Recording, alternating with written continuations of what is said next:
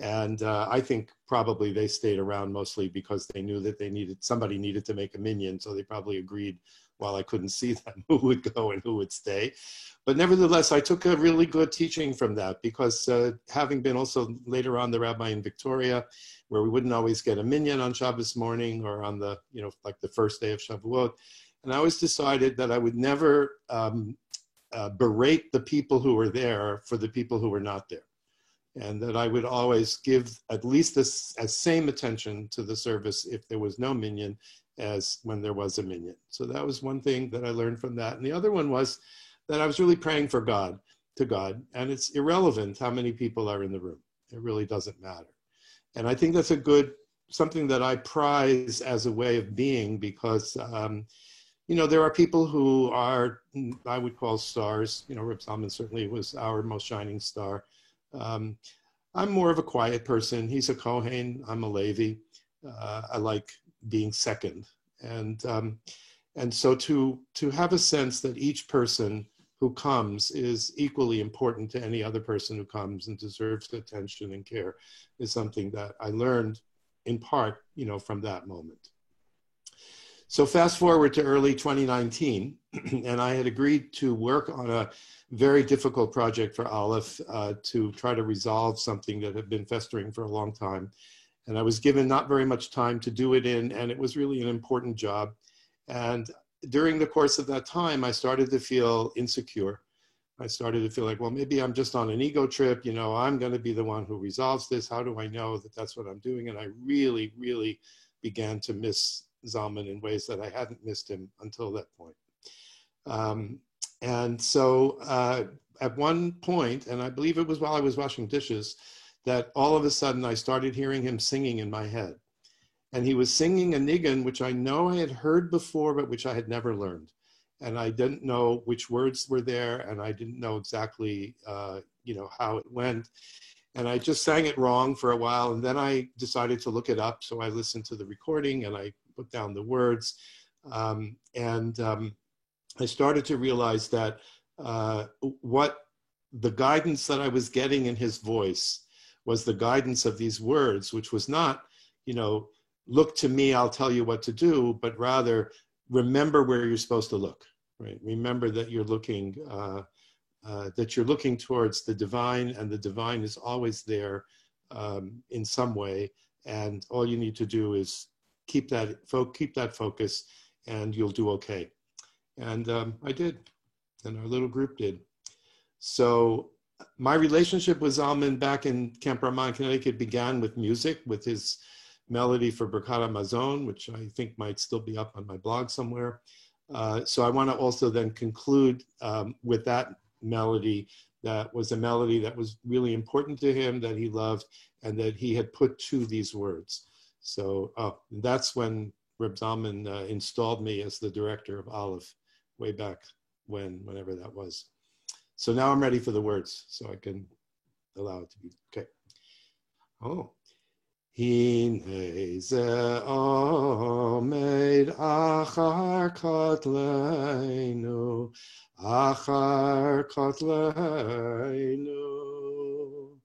mashgiach min hachalonot, metzitz min hacharakim, bati legani, achoti chala, ariti morim besami, bati legani, achoti chala, ariti morim besami.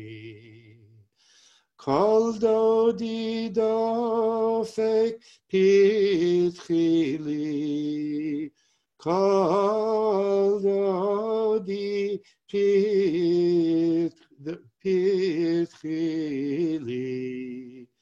pitchili achoti rayati, pitchili, pitchili. פתחי לי אחותי רעייתי. פתחי לי. Not quite the way he sang it. I would hope that people could keep the chats down in the middle, because that's what I all of a sudden saw. So, Tibarti.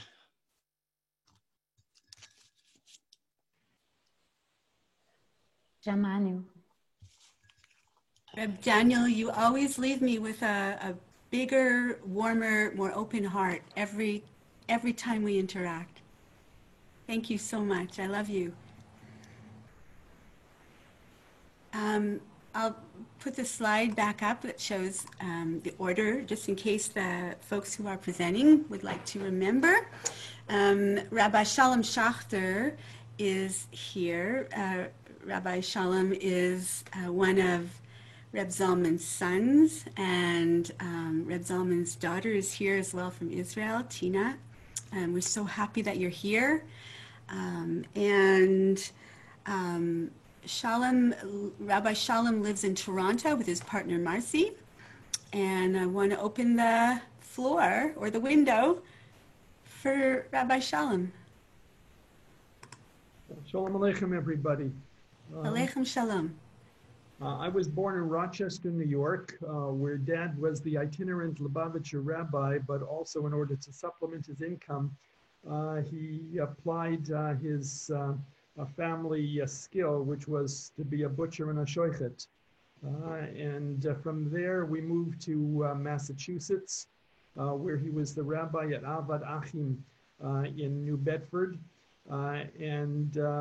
Some people didn't like his outreach to them and visiting them in their houses. They thought he was coming to spy on them, and so they fired him a couple months short of his finishing his PhD from Boston University. And so all they could do was give him a master's, and he had to find other work, and that's what led him to come to Winnipeg. He was offered a Hillel job in either Gainesville, Florida, or Winnipeg, Manitoba. I have a recollection that we couldn't find Gainesville on the map, but later on we found out that Dad had done his research, and Winnipeg had a mikveh, Winnipeg had a kosher bakery, Winnipeg had a day school, and that's how we came to Canada in 1956. And when I was bar mitzvah in 1961, Dad gave in to the Rebbe and sent me to Montreal to the Lubavitcher Yeshiva. So that's my connection to Montreal. Studied 5 years there, 1 year in Kfar Chabad in Israel, then coming back to Winnipeg. Subconsciously, I must have realized that if I had continued to get smicha at the time, I would never emerge from Dad's shadow. And so I went on my own path in terms of Tikkun Olam, became a lawyer. And when Dad was 75, I tried to figure out what I could do to show him my appreciation for his role in my life, and so committed to resuming my smicha studies, this time through Aleph, and was ordained at the Kala in 2005. What I'd like to do is to talk about Dad's great capacity to integrate rabbinic Jewish knowledge from Europe with North American society, to integrate religion and science, to integrate techniques from different religions, and especially when it came to davening. Davening for him was like David HaMelech, King David, Kol Atzmotai Tamarna, a full body experience. He did a lot with language, in terms of God language, in terms of gender, in terms of changing triumphalist language, and especially animal sacrifice. And so in Musaf, the Kedushat Hayom is always referencing sacrifices, and he came up with an alternative version for the bracha. So I'd like to read what he put together for Rosh Chodesh, first in Hebrew and then in English, and then if there's time, sing a song myself. Roshei Chadashim la'amcha natata l'shinui Beset Liyamim V'Damim Zman Hitchadshut L'chol Todotam B'yotem Mikravim Elecha B'Tfila U'B'Tshuva V'Ahava Aza L'Chaper Ba'Adam Zichron L'Chulam Yiyeh U'Tshuat Nafsham Miyad Shoneh Mizbeach Chadash B'Tzion Tachin Ve'aliyot Rosh Chodesh Na'aleh Elav V'Shira Yedidut Nashira B'Ratzon Uve'avodat Beit HaMikdash Nismach Kulanu V'Shirei David Avdecha Nishma'im Be'yirecha Morim Bilshonot Rabim B'Beit Tvila L'chol Ha'amim Ahavat Olam Tavi L'Chulanu Uvrit Horim L'Bneinu V'Bnotenu Tizkor V'Havienu L'Tzion Eirecha B'Rina L'Yerushalayim Beit Mikdashcha B'Simchat Olam V'Sham Ne'aseh V'Nikarei V'Elecha B'Ahava K'mitzvat R'tzonecha V'al Yedei Avadecha HaNeviim Katuv Le'mor V'Haya Midei Chodesh B'Chodsho Midei Shabbat B'Shabbatoh Yavo Chol Basar L'Ishtachavot L'Ifnei Amar Adonai Baruch Atah Adonai Mekadesh Yisrael V'Roshei Chadashim. New moon celebrations you give to us, a change of periods for days and blood, a time of renewal for all generations, as we come close to you in prayer and turning, mighty love, to help with at-oneing and with remembering, and to be freed from struggles. May Zion become the home of a new kind of altar, to which we make our pilgrim trip. Love songs we will sing, and in the shared home we will rejoice. David's devout song will be heard in your city, spoken in the tongues of many people, in the house of prayer for all people. Bring us to love our earth. Remember your bond with our parents for their sons and daughters. Bring us to Zion, your city, with song, to Jerusalem, your holy place, with earth joy. There we will become close to you in love. As you communicate, your prophet spoke to you as scripture states. Each month at the new moon, each Shabbat, each week, all living people will come to worship in my presence, said God. And so send your renewal to us. Blessed are you who make so holy all Israel and the new months. So I'd like to end with a song, a simple one, but one that emphasizes the integration that we are all a part of the Holy One, and that if we are going to get things together, we can only do that together. Tahami, tahami, tahami, tahami, tahami, tahami, echad. Tahami, tahami, tahami, tahami, tahami, tahami, echad. Echad, echad, echad, echad. Echad, tamid echad. Echad, echad, echad, echad. Echad, tamid echad. Always and forever, forever and always, always, always one. Always and forever, forever and always, always in always one. One, one, forever one. One, forever one.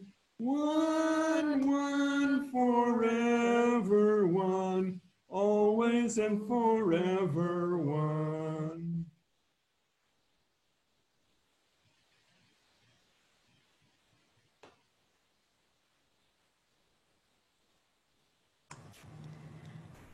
Oh, and the hearts are getting larger and larger and larger in good ways.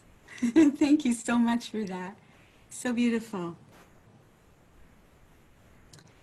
Rabbi Laura Duan Kaplan, another teacher of mine. It's so good to see you.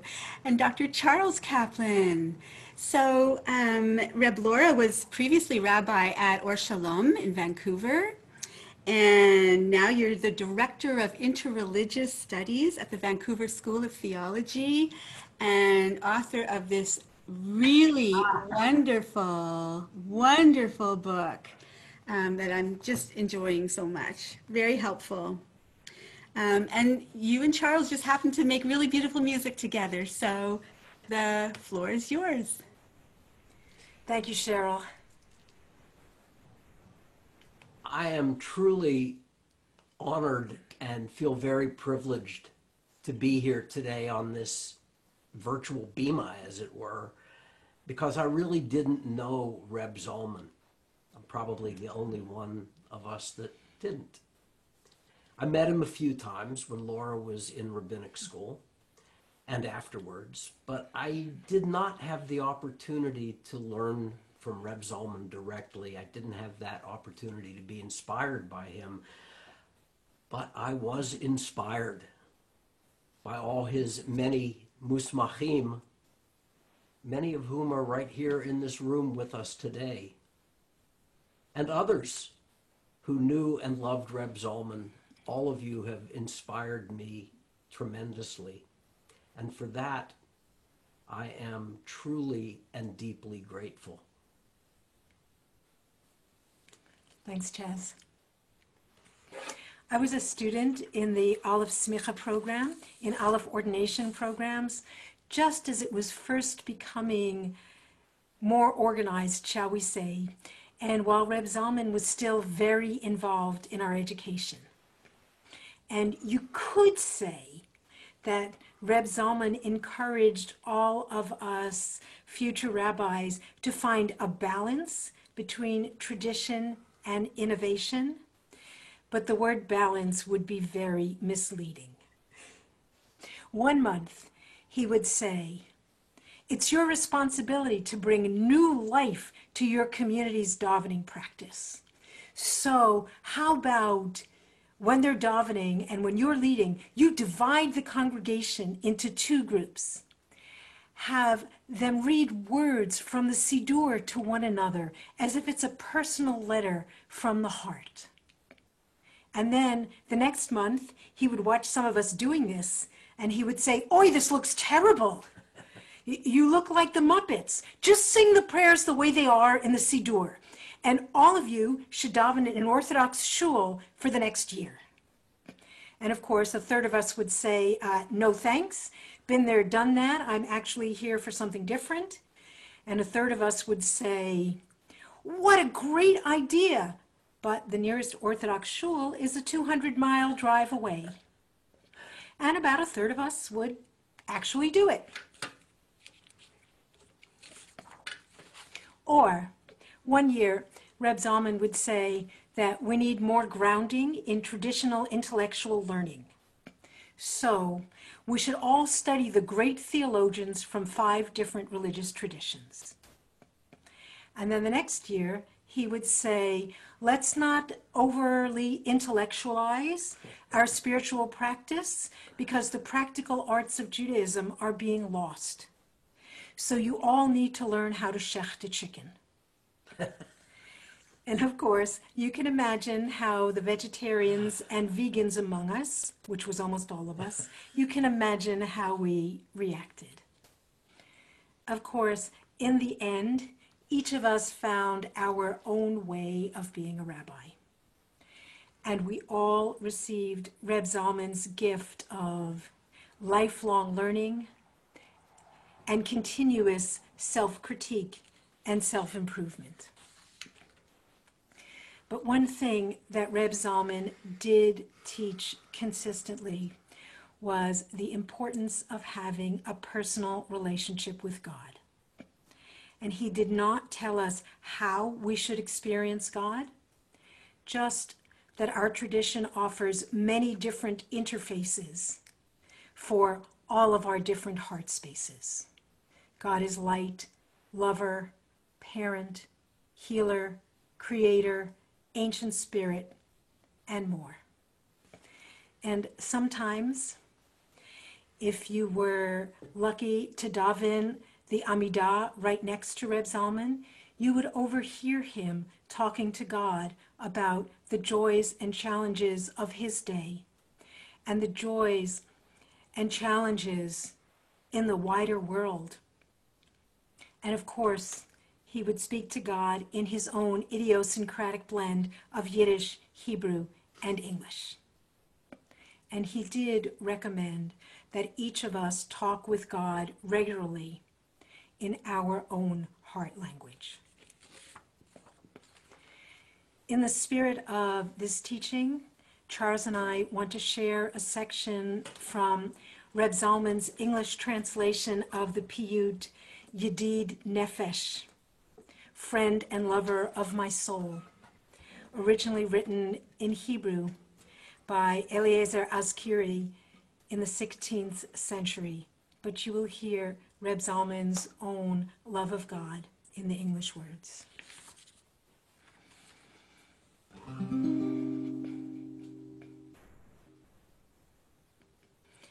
How splendid is your light, which worlds do reflect. My soul is worn from craving for your love's delight. Please, good God, do heal her, show to her your face, so my soul can see you, bathe in your grace. There she will find strength and healing in this sight. Her joy will be complete then, eternal her delight.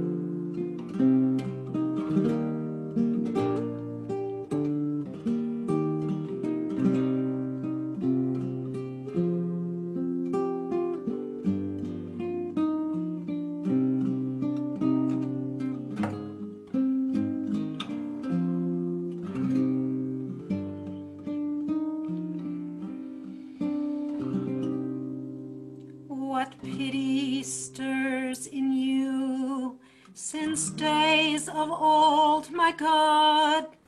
Be kind to me, your own child, begotten by your love. For long and longing hours I yearn for your embrace, to see my light in your light, basking in your grace. My heart's desire is to harmonize with yours. Do not conceal your pity, hide not that light of yours. Ya la la la la, ya la la la la, ya la la la la, ya la la la la, ya la la la la, ya la la la la, ya la la la la, ya la la la la, ya la la la la.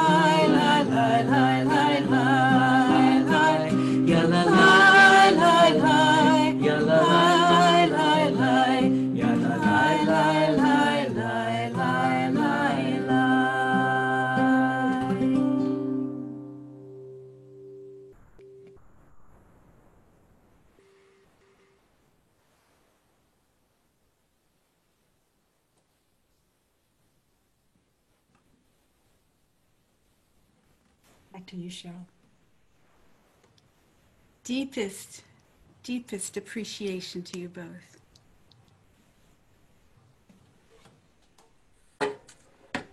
Rabbi Hannah Tiferet Siegel is another teacher of mine and many of us. And I'm so glad that you are here. We are glad that you are here from British Columbia. You were a teacher, maybe you still are, in the Aleph Hashba'ah Spiritual Direction Program. And I invite you to come and share. Thank you, Cheryl, and thank you for bringing us all together. I have a few vignettes, knowing Zalman in a kind of a family way. So began in July 1972. Our first son, Noah, was born at home in Winlaw, British Columbia, in the Kootenays. Shortly after, Daniel hitchhiked 1,500 miles each way to Winnipeg and back to connect with Zalman and discern if he was the one to guide him in the spiritual direction of his life's work. It was Beshert. Teacher and student had found each other. In our red, blue, and yellow painted Volkswagen van, with a yin-yang on one side and an Om on the other, we set forth on a journey of faith into the unknown. Zalman the Kohen was larger than life, with his booming voice and the Schachter twinkle in his eyes. Hippies we were, with barely 2 nickels to rub together. Our house, shack, had burned down while I was canning strawberries, barefoot and 9 months pregnant. I escaped, saving only 4 dozen diapers. I was a nursing mother with a tiny baby looking for a place to call home. He sent us to Thunder Bay, Ontario, a community that Shalom had served for the High Holy Days. They generously provided for all our needs, including a furnished house. Zalman gave me $100 to purchase a flute to replace my silver Haynes that had burnt in the fire. The flute I bought was hardly a substitute, but it could still make music. He gave me a book of Chabad Nigunim and told me to record them on a tape recorder and mail the tapes to him, which I did. In my first year at university, I'd met Shlomo Carlebach. He liberated my joyful spirit through song, but I had no idea what I was doing. Zalman taught me the structure of a Hasidic nigun. Sadly, my recordings were never right. Something was always missing. From this, I learned that the written form of music cannot convey the soul of the song that comes from a place of yearning, praise, and gratitude. It's interesting that the last conversation we had sitting together at a meal at Ohala was similar. When does music become a prayer that brings you close to God? Between our first meeting and our last, much inspiration flowed. One of the times we drove from Thunder Bay to Winnipeg, I had a terrible toothache. Hart Mallon took me to a dentist who yanked out the molar unceremoniously. It was quite traumatic. That evening, Alan Watts was talking at the University of Manitoba in one of the large classrooms in Zalman's department. When I walked in, Zalman asked why I looked forlorn. When I told him, he reached into his pocket and pulled out 2 quarters and gave them to me from the Tooth Fairy. In February 1974, when I was pregnant with our son Shefa, we drove to Winnipeg for Daniel's ordination. It was in the basement of Neil and Carol Rose's house. It was also the upsharon, the first haircut for their 3-year-old son, Cleo. Daniel gave a teaching. Zalman read the letraset document, laid his hands on Daniel's shoulders, and transmitted smicha. Then he asked us to stand together as a family. With olive oil in a small dish, he anointed the forehead of Daniel, me, Noach, and then my belly. He blessed us all to do the work that lay ahead. In 1976, when Noach and Shefa were 4 and 2, we came to live with Zalman and Ilana in Philadelphia. We were family, and we immersed ourselves in the wild and wonderful events that took place in the Emlyn Street house and in the Mount Airy community. There were gatherings all the time, and fascinating people passed through constantly. Shabbos, of course, was very special. On Friday, the house filled with the smell of fresh baked challah and vegetarian delights as we spent the day preparing the meals. Then we watched the magic unfold. Every week it was a different story and a unique collection of souls. It was Zalman's custom to begin the evening with only the ritual objects on the table: candles, wine, hand washing, and challah. And then we would bring out the plates, cutlery, and food. Why? I asked him. He chuckled, because that's how Papa did it. I would often play flute in the echoing rooms of that large house, and the Shekhinah would arrive. I was something of a puzzle to him. His primary focus was to educate and ordain men and women with yeshiva and day school backgrounds. I could barely make sense of what he was saying when we first met, with his Kabbalistic phrases and Yiddish expressions, but I was passionately spiritual and wanted to understand how to access this wisdom as a woman and a mother. It was Ilana who took me to a performance by Lynn Gottlieb and her Bat Kol troupe in January of 1977. That night, I was rewired, and the voice of women in Torah came alive in me. Lynn was the first woman whom Zalman ordained. She studied for 7 years at JTS, but they couldn't acknowledge her learning. The truth is that we were all awakening at the same time to the call to renew and revive Judaism. Zalman became the magnet, the hub of the wheel, the link to the past and the visionary of the future. We were out in the world building community, gathering sparks, kindling flames of love, learning, and creative joy. With his vast reservoir of knowledge and his expansive mind, we had a mentor, an advisor, a guide, a resource, and a friend. So I'd like to honor his Kohen and sing the priestess's blessing. May God bless and keep us like the radiant warmth of the sun, guiding the cycles of darkness and light, a sacred dance that reveals we're all one. May God shine within us like a full moon on the winter snow. As we open our hearts, we see God in all things and bless ourselves with shalom.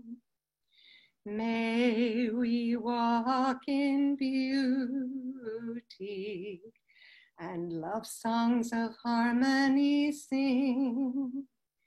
We are enough, and there is enough when we taste the sweet joy of being. May our dreams of peace all come true as the soul breath praises God's name. With courage we choose to face who we are. Baruch At, Baruch Hashem. Tivarchenu Shechina, Tishmerenu. Ta'iri Shechina Eleinu, Mipanaich Utchunenu. Tisi Shechina, Panayich Eleinu, V'tasimi lanu Shalom.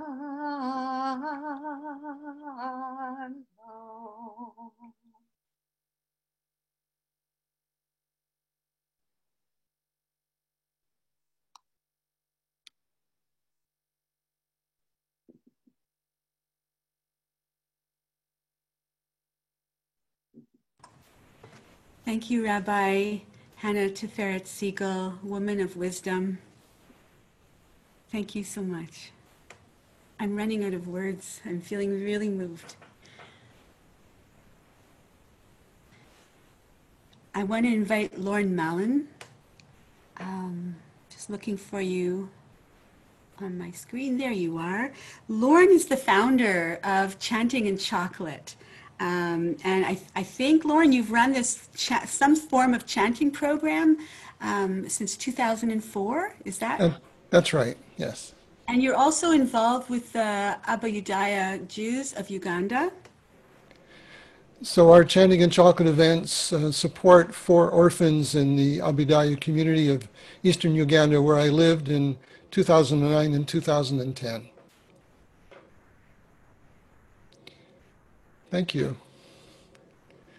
So I live in Vancouver, where I founded monthly Sacred Hebrew Chant evenings in 2004, as Charles said, as a student of Rabbi Shefa Gold.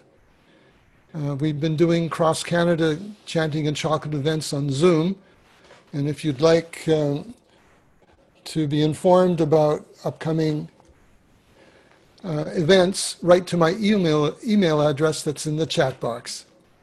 So that's so much for a plug. I first encountered Reb Zalman at the 1995 Kala, the biannual gathering of Jewish renewal in Fort Collins, Colorado. The most meaningful time was a Jewish meditation retreat at Shambhala Mountain in the Colorado Rockies in 2006, where Reb Zalman taught along with Rabbi Jeff Roth and Sylvia Burstein. So I've been told the little vignette I'm going to tell you might be too much information, but here it is. That rarely stops me. One day at the retreat, Reb Zalman and I were side by side at a urinal in the washroom. He noticed my thin stream and kindly asked, "How's your prostate?"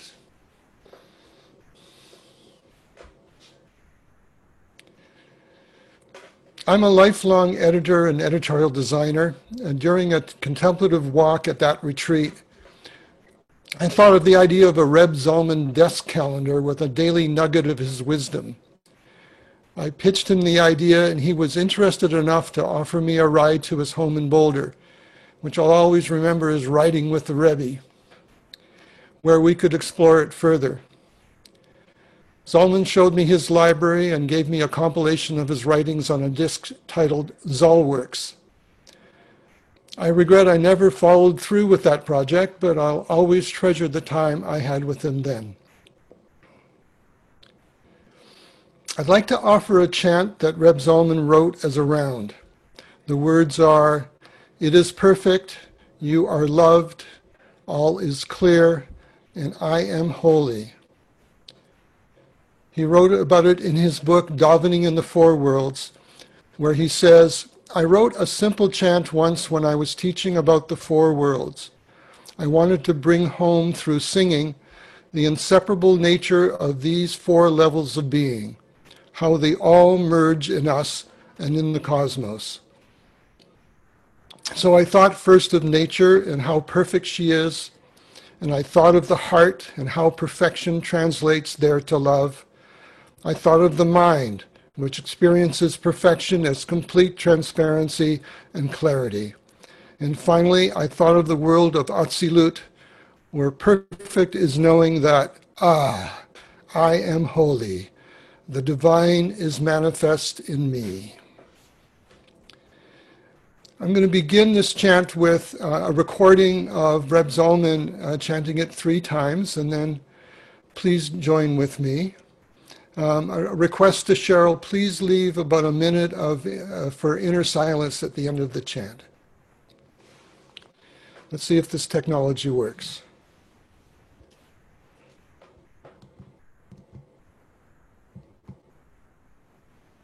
It is perfect.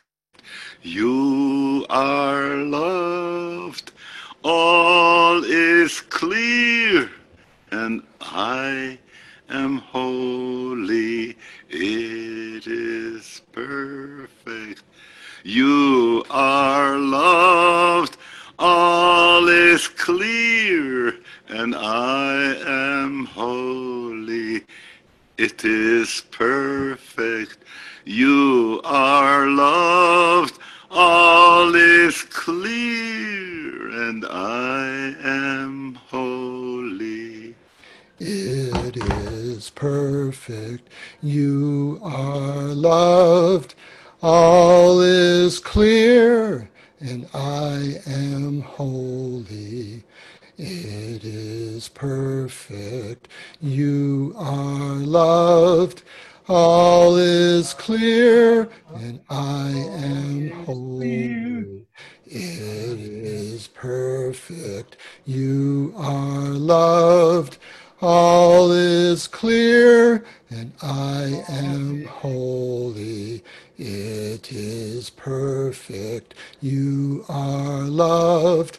All is clear, and I am holy. It is perfect. You are loved. All is clear, and I am holy. It is perfect.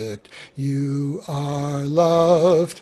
All is clear, and I am holy. It is perfect. You are loved. All is clear, and I am holy. It is perfect. You are loved. All is clear, and I am holy. It is perfect. You are loved. All is clear, and I am holy. It is perfect. You are loved. All is clear, and I am holy. It is perfect. You are loved. All is clear, and I am holy. It is perfect. You are loved. All is clear, and I am holy.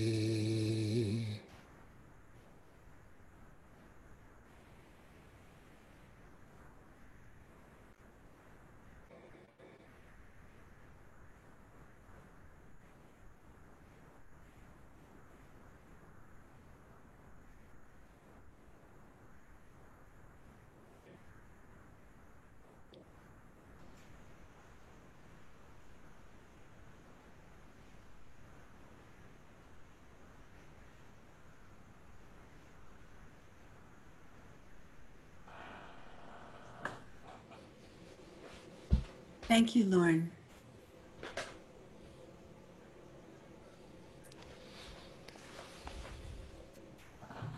We have with us a number of folks who have been rabbis at Or Shalom in Vancouver, including the latest rabbi of Or Shalom in Vancouver, Rabbi Hannah Dressner. Thank you, Cheryl. Thank you so much for putting this together. And Birshut, Reb Daniel, Reb Zalman's teacher, Reb Zalman's student, and my dear teacher, and Birshut, all of you who have connections more profound than my own. I was trying to remember when I met Reb Zalman, and it was around 1964, when I was the child of one of Reb Zalman's partners in investigating and challenging what davening would be like in American synagogues and American culture. And I traveled with my parents as a child to a place near Winnipeg, I suppose, that all I know, the only name for the place that I remember is Rat Valley Lodge, which is what my sisters and I called it, a terribly ramshackled compound on a lake. And there, Reb Zalman took part, as did my dad, in a gathering of amazing people. The people that I remember being present were Art Green as a very young man, David Hartman, Elie Wiesel, Yochanan Muffs, Stephen Schwarzschild. And what they tried to do was daven together across the spectrum of the Jewish denominations. And then I remember, of course, Reb Zalman as the Teva counselor, the nature counselor at Camp Ramah in Conover, Massachusetts, around 1966. But, and a frequent guest in my parents' home at a certain point in time. But my own father broke off his relationship with Reb Zalman as Reb Zalman became more and more experimental, particularly in his experimentation with hallucinogenics and their bearing on his Davenology. And so when I came to Aleph to be a rabbinical student, and I was in the very last cohort of students to be ordained before Reb Zalman died, and I received ordination in January 2014. When I came to Aleph, I was a bit uncomfortable about how I might be received as the daughter of a detractor of Reb Zalman's. And I really didn't know him as an adult. I wasn't a groupie. I didn't come already, knowing and having had intimate sessions with Reb Zalman as a spiritual guide, as many of my colleagues had. And I came to Ohala, the winter gathering, and my spiritual director, Rabbi Shohama Wiener, as we made our way towards our tables for the Friday evening meal, stopped at Reb Zalman's table and introduced me, or reintroduced me. And I was very nervous. And Reb Zalman stood up and he said, "I have read your spiritual autobiography and I welcome you." With those words, accepting me for myself. And then he said, "And I stand in honor of your father, with whom I had machlokas." And right then and there, he put onto the table all of what troubled me, saying, "I had respect for your father, and I acknowledge that we had our difficulties, and here we are." And I just bring that story because of the many, many stories that I have, because I was lucky enough to have been taken in by Reb Zalman, even as he was eldering and as he became ill. I was very fortunate to have a close relationship. But so many of the stories that I have are not at all about book learning. They're about pastoral modeling and the way that he could just get right to the heart of whatever was troubling one of us and just speak it in the most beautiful and generous, and as my grandmother would say, bekovid way, most honoring of ways. So I really learned a lot from Reb Zalman about pastoring, about listening, about meeting people where they are. That same weekend, maybe the next day, I got a message that Reb Zalman wanted to speak with me. And so I went to his hotel room, which was the tradition to go to his hotel room at an appointed hour and sit outside the door in the hallway on a chair that was provided until whoever was acting as his secretary invited me in. And when I came in, I had no idea why I was there. I think I was just there because Reb Zalman was curious about me and to begin to have some kind of a relationship. But he just sat and waited for me to ask a shaila, to ask a question, because I think that's what people do when they go to the Rebbe. They have something burning on their hearts that they really want to talk about. And I didn't know the protocol. I didn't have a question. So we sat there looking at each other for a few minutes. And then he said, what would you like to do? And I said, would you sing with me? And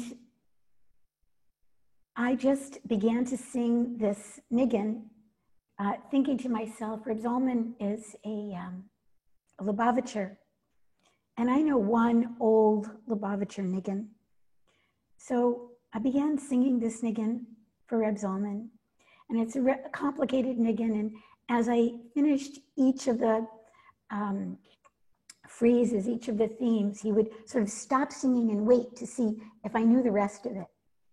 And so eventually we sang this beautiful niggin together. And then he told me that he hadn't heard it since he left Europe, and that it brought great joy to him. And from that time forward, really most of our conversations were about davening, about music, about singing, about the power of song. And so I guess I'll just sing the niggin for you in Reb Zalman's honor, in honor of his roots, and in honor of his being a great and profound bridge from that world to ours. Ya la la, ya la, ya la la, ya la,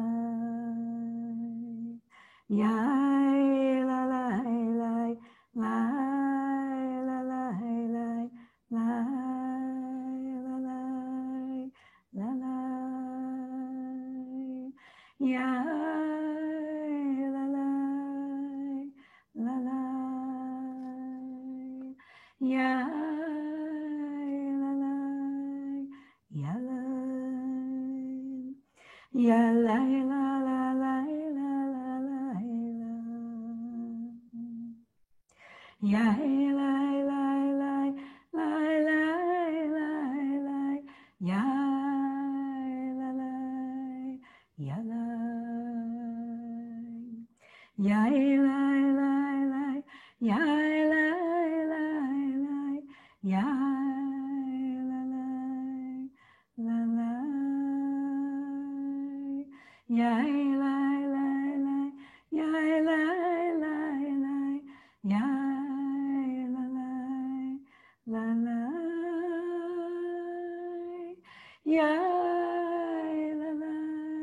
ya la la,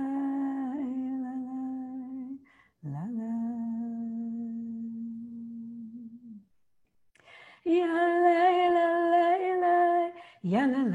la, ya la la la, ya la la la, ya la la la,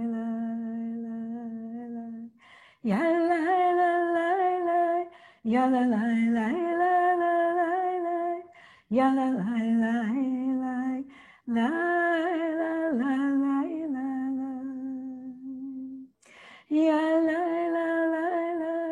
ya la la la,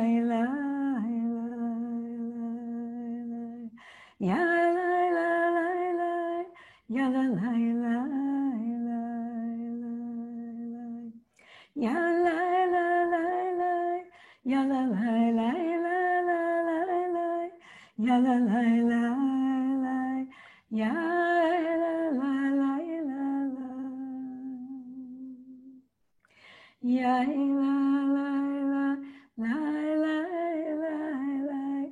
ya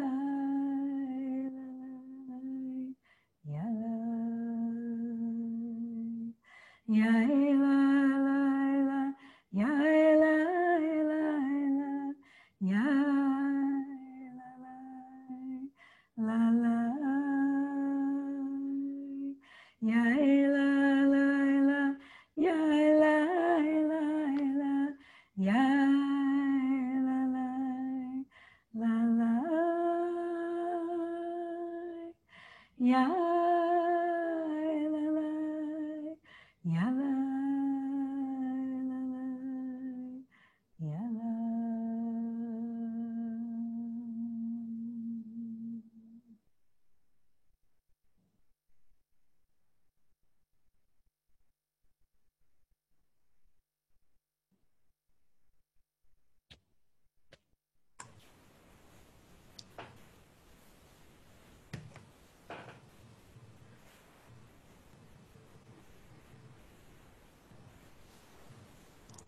Thank you, Rabbi Hannah. I was also one of those people who waited in line to see Reb Zalman with a question. I remember being at Alat Chaim, and when it came up to my turn, I told Reb Zalman that I was very lonely living in Newfoundland and Labrador. I was very spiritually lonely. And he had a one-line answer for me, and it's just stayed with me. He said, "Go play with the other clergy." And I did. One of the people who was really helpful to me in that spiritual wasteland at the time was Reb Dr. Simcha Raphael, who's actually a Montrealer, and I think sometimes he might even want to be back in Montreal instead of Pennsylvania. I'm just looking for your face on this beautiful screen, and I want to invite you. There you are, Reb Simcha. Hey. Good evening. Hello, everybody. So I want to tell you two short personal anecdotes and then tell a story. So I met Reb Zalman at McGill University in April of 1976. I even could track down the exact date because he signed fragments of a future scroll for me, and on whatever date that was. And in my characteristic style, I showed up just a little bit late. I came to Hillel just as he and Ilana, who was with him, were lighting Shabbos candles. Right, so as Sholem said, he would have just had the Shabbos candles on the table, and the challah, and let's see. And the first words out of his mouth that I heard were, "We light the outer light to remind us to light the inner light." And that was the first time that anybody had ever connected a sense of Jewish practice to inner spirit in such a clear way. And it has stayed with me for all of these years. And recently, my wife, Reb Gila Rezo Raphael, wrote a song with using those exact words. So I recently went back to my journal from that weekend, and those were the years that everybody was running around visiting, checking out their gurus. And I remember writing in my journal, "I met my teacher this weekend." And Reb Zalman said, "Come study with me at Temple." He had just been to Temple. I think that was maybe his first or second year there. And I already had a master's degree from Concordia University. So I applied and got accepted to Temple to study psychology and religion. And Temple sent me a letter. In those years, there was no email, and you didn't make phone calls before 11 o'clock at night. Temple sent me a letter saying, "You have to take a test of English as a foreign language." And I wrote back and I said, I'm Canadian and English is my first language. And they wrote back, and again, a couple of weeks, I get a letter back saying, "You have to take a test of English as a foreign language." So I figured, you know what, forget that. If this is the tsuris already I'm getting from Temple, forget it. I went to what became the California Institute of Integral Studies, and I had a wonderful experience there. And about a year and a half later, Reb Zalman shows up to do something for the Aquarian Minyan of Berkeley. Now, I got accepted to Temple, but I never let him know I wasn't coming. I had no communication. And I come in and I meet him and I say, "Remember, I met you in Montreal." He said, and he remembered me. He said, "What are you going to write your dissertation?" I said, "I'm doing my PhD here. What are you going to write your dissertation on?" I said, "I don't know. I just wrote something on death and afterlife in Tibetan Buddhism and in Eastern religion. I might write something on death in Judaism." He says, "Good, here's what you're going to do." And he writes the name of two different svarim. And Shalom, you would remember, he used to have these little tiny peteks, little tiny pieces of paper that he would write notes on. He would give somebody notes. And he gives me the name of two Hebrew texts that he says, "You're going to read these books, and I'm going to be on your committee, and you're going to write on death and afterlife in Judaism." And if ever I had a Naaseh V'Nishma moment, it was that. It was really what he was so wonderful at doing, is calling out people's soul destiny. I finished the dissertation. I was always a little bit of sort of a, carve my own pathway. I was never a medievalist. I never quite read all of those books, but I read everything I could get my hands on. I wrote Judaism's Contribution to Psychology of Death and Dying in 1986. I graduated in 1990. Reb Zalman ordained me as a rabbinic pastor. In 1994, the first edition of Jewish Views of the Afterlife came out with Reb Zalman's forwarding it. And I'm proud to say that in 2019, the 25th anniversary edition of Jewish Views of the Afterlife was published. And Life After Death in Judaism was one of those things that Reb Zalman wanted to deploy somebody to be able to do. So I'm honored and grateful that I could do that. So having said that, I want to tell you a story. I'm not a singer, some of you sang, but one thing that Reb Zalman did was he was a storyteller. And you can't tell a story sitting down. So this is a story from this book, The Dream Assembly, Tales of Rabbi Zalman Schachter Shalomi. In the years that it was written, I was living in Philadelphia. I moved into the house where Daniel and Chana was just soon after that they left. You were there in 78, 79, if I'm not mistaken, and I earlier than that. But you left by 79. Right? So I was there 80 to 82, and we didn't yet call it the executive director, but I basically, Daniel and Khan and I sort of piled through a lot of papers. That's all I want to say about that. So Howard Schwartz would call him every Sunday morning, and Reb Zalman would spin a story, and then Howard Schwartz would craft the story. So this is one of the stories. Reb Zalman woke up out of a dream, and you know those dreams because you've had those kind of dreams. You have a sense that somehow the higher worlds have spoken to you. And he quickly called to form a dream tribunal. He called Reb Yossi HaKohen, he called Reb Aaron Halevi, and he called Reb Chaim, and he said, you have to interpret this dream for me. And this is what was recorded by the dream tribunal, told by Reb Aaron Halevi. Reb Zalman said, I dreamt that my moment of death had arrived. And at that very moment, I could feel every single pain I ever felt in my body. And it was so excruciating. And then in a moment, the mikvah of the river of light washed over me. And I felt peace again. And then once again, I could feel every emotion, every anger, every pain, every fear that I ever felt in my life. And it was so excruciating. And then in the next moment, the mikvah of the river of light washed over me. And again, I felt peace. And then I heard, who shall go and whom shall we send? Who shall go and whom shall we send? And I said, I'll go, Rabboni Shalom. I'll go, Holy Master of the Universe. I'll go. But I had no idea where I was supposed to go or why. But I began to hear the sound of crying. And then I could see blue smoke. And as I followed that, I realized that was the Bat Kol crying over the blue smoke coming from the gas chambers of Auschwitz in my father's hometown. And the Bat Kol was powerless to stop the suffering. And then in the next moment, the dream, the scene changed, and I was in a land of plenty with lots of spiritual poverty. And I found myself in this great library. And as I walked around the library and I saw these books from floor to ceiling, I could see a book on how to be a holy man and a healer in the time of Abraham and Sarah, and how to be a holy man and a healer in the time of Moses and Miriam, and how to be a holy man and a healer in the time of Rabbi Akiva, and how to be a holy man and a healer in the time of Yehuda Levi, and how to be a holy man and a healer in the time of Baal Shem Tov.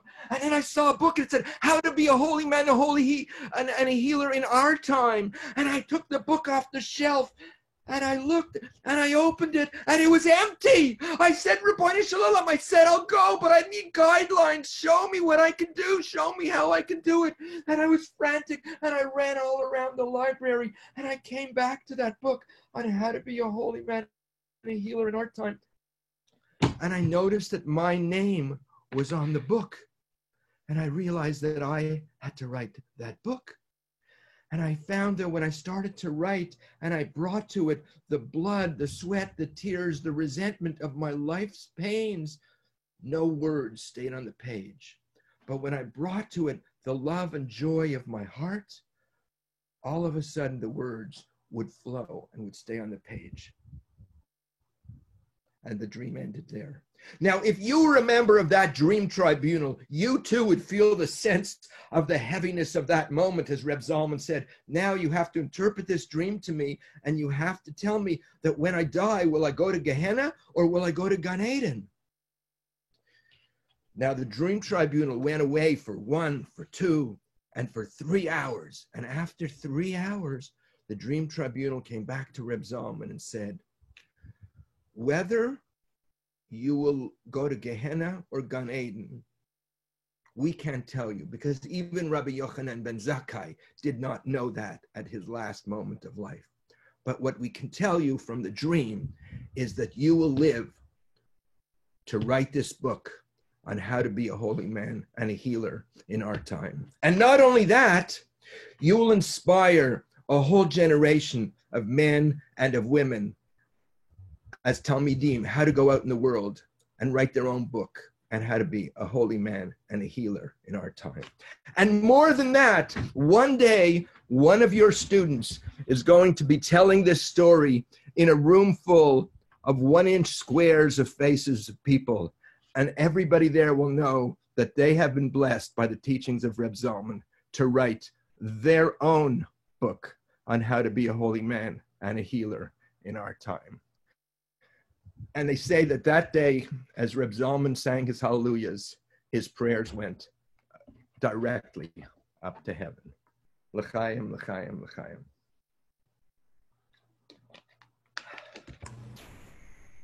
Thank you, Reb Simcha. Reb Simcha, did Reb Zalman marry you and Rabbi Gila Rezel? He did.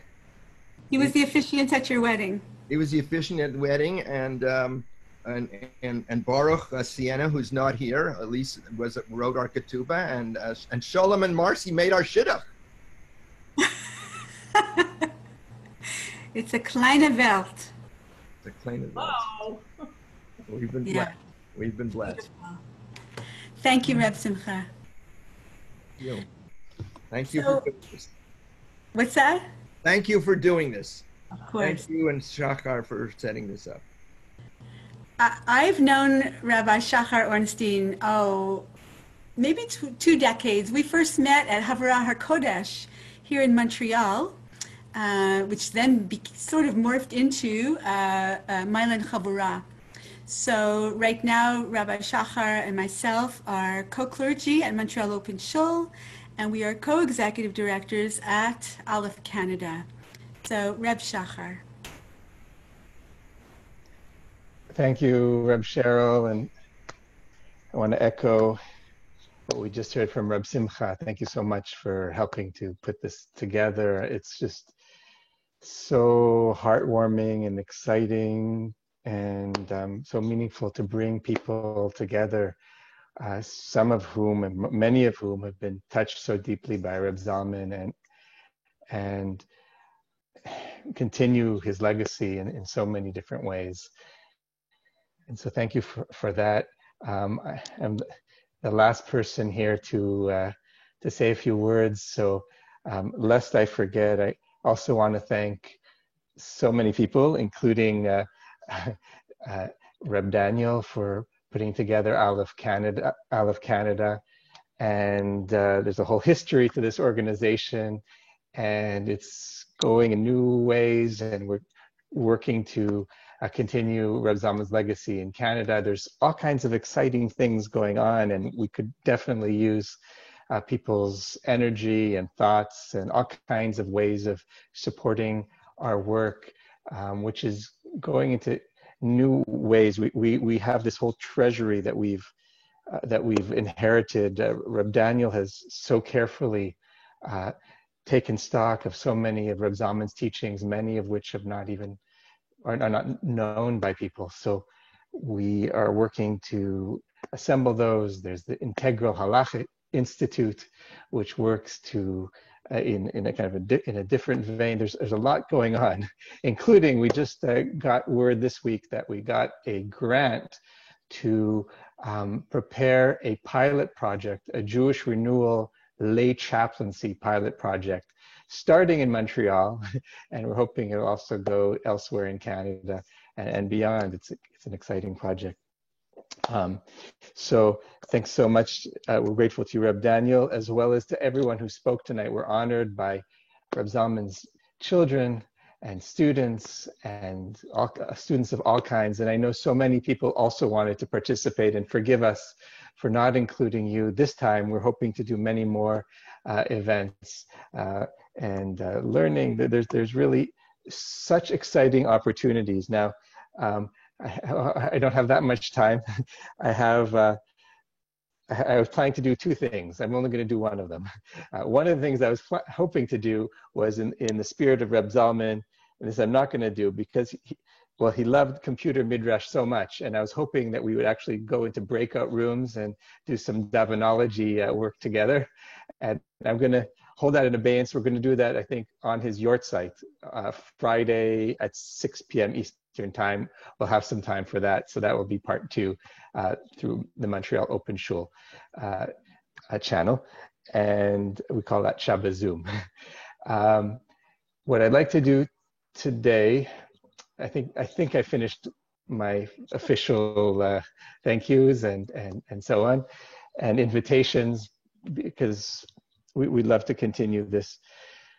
What I'd like to do is just to do a little short introduction to a 3-minute video of Reb Zalman's, and then we're going to close with a Kaddish D'Rabbanan led by Rabbi Shalom, Reb Zalman's son. So I'm going to do this b'kitzur, b'tzimtzum, and I was sitting in Banyan Books in Vancouver on this spiritual quest, if you will, and I opened up a book. I don't remember what it's called, but the book said, if you ever have the opportunity to sit at Reb Zalman's feet, do everything you can to make that happen. And it took me quite a few years to do that, including I interned at Elat Chaim because Reb Zalman was supposed to be there and ended up having bladder cancer. He never made it that year. He sent videos. Eventually, I met up with him at the Jewish meditation, huge Jewish meditation conference in New York City, and that after many years of trying to meet up with him, and that blew my mind. It was kind of a very a powerful experience to meet him that kind of launched me into altered state of consciousness for a fair bit of time. And that was the beginning of our in-person relationship, which spanned a number of years, including I had the privilege of visiting him in Boulder a number of times in his office.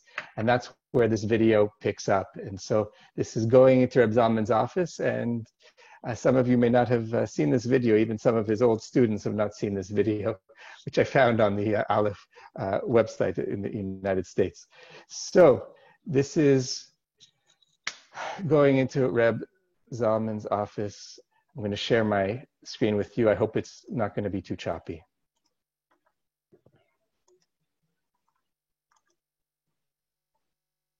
Uh-oh.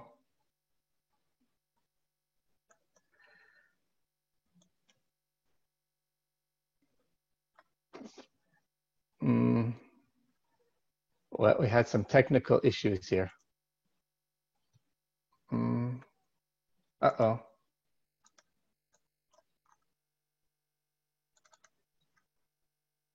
Can you see my screen now?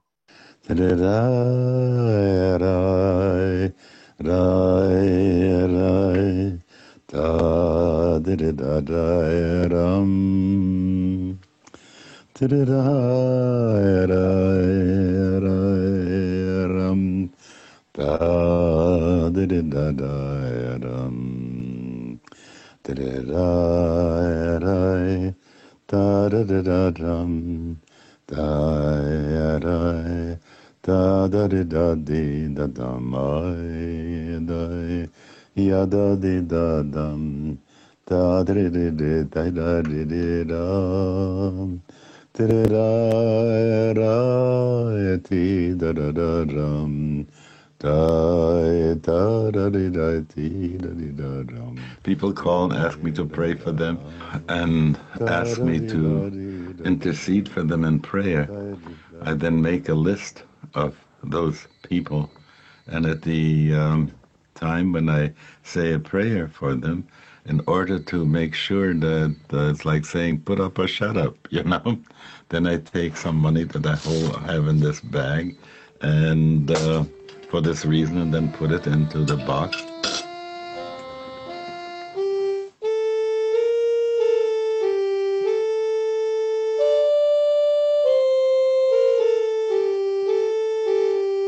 I like to have certain things to remind me.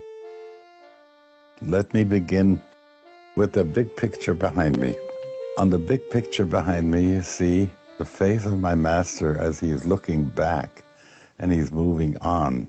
Over here, some woman did a very beautiful piece of something that looks as if it were the feminine scripture that's missing from big scripture. And she did this very beautifully. Next to is a picture of Sidi Hassan, who was a Palestinian Sufi, and I was very close to him. He was a wonderful, wonderful person. Most of the prayer shawls that you see are done black and white or light blue and white, but I felt it was time to be able to bring in the spectrum.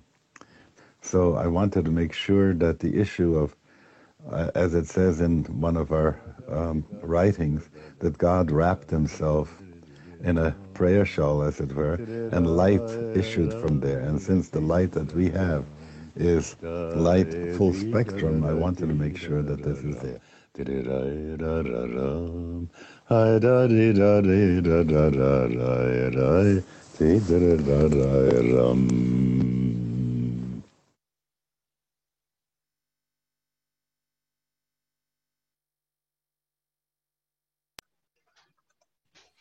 Kaddish de Rabbanan. So as I mentioned, when we're praying, one of the ways to tzedakah, it's also part of the Yizkor, a commitment to give tzedakah. So I would encourage people to give some tzedakah, some to Aleph Canada to continue the work of Reb Zalman here in Canada, and some to the social justice charity of your choice, because Reb Zalman also recognized that we can't just live in the spiritual world, we have to live in the physical world and be allies.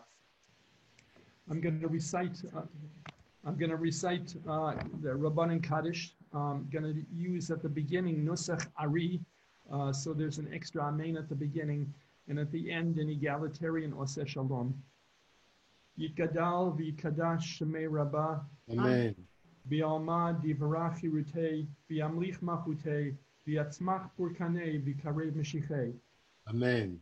B'chayechon u'v'yomechon u'v'chayei dechol Beit Yisrael, ba'agala u'v'zman kariv v'imru Amen. Amen.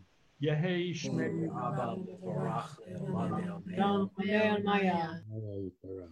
Yitbarach v'yishtabach v'yitpa'ar v'yitromam v'yitnasei v'yithadar v'yitalev v'yithalal Shemei Dekudesha Brichu La'ela min kol birchata v'shirata tushbechata v'nechamata da'amiran bi'alma v'imru Amen. Amen.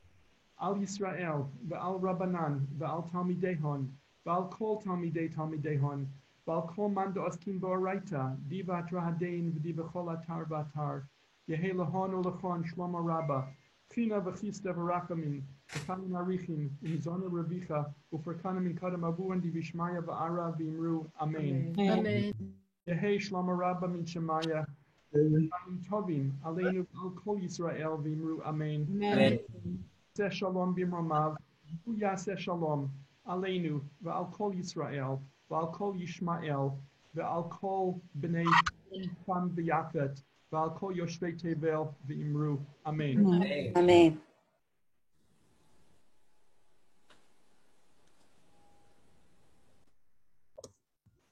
Thank you all for joining us. Yashar kol chachem, chazakim u'buchim to you, and hope this evening was an inspiration, an evening of afternoon, evening of chizuk, of strengthening. And again, the Yortzeit is this Friday sunset to Saturday sunset, according to the Hebrew calendar. And we hope to be in touch very soon and continue to do wonderful work together. Amen. Thank you, everyone. Thank you. Thank you. See you soon, I hope. Thank you all. Looking to you. Thank you. Thank you all for making this happen. Thank you. Thank you, Rabbi Laura. Thank you, Shachar and Cheryl. It's been an amazing event. We're so glad you could participate, Lauren. Thank you. See you some Sunday evening soon. Please. Okay.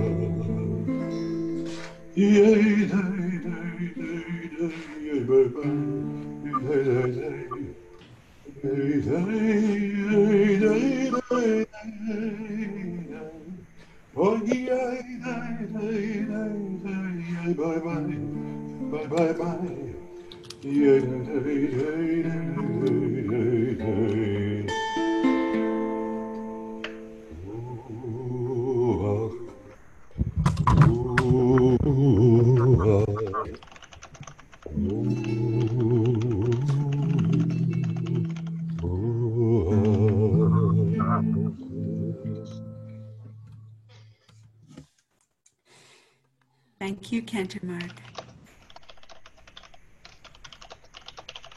Good evening, everybody.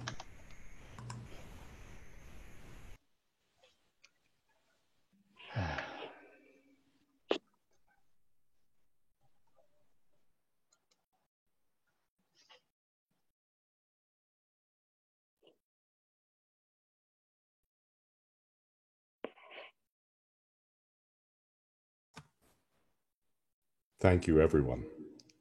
So moving.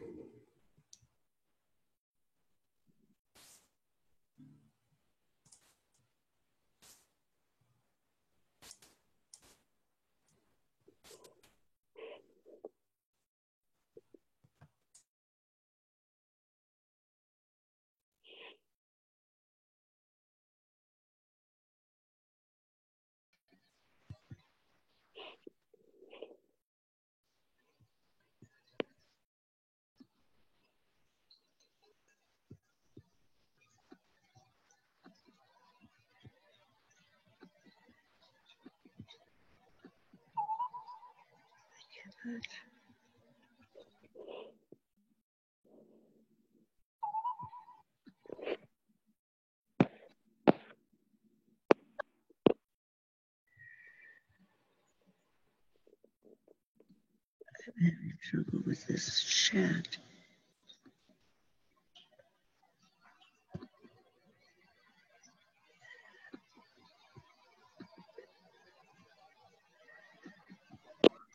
It has something happening.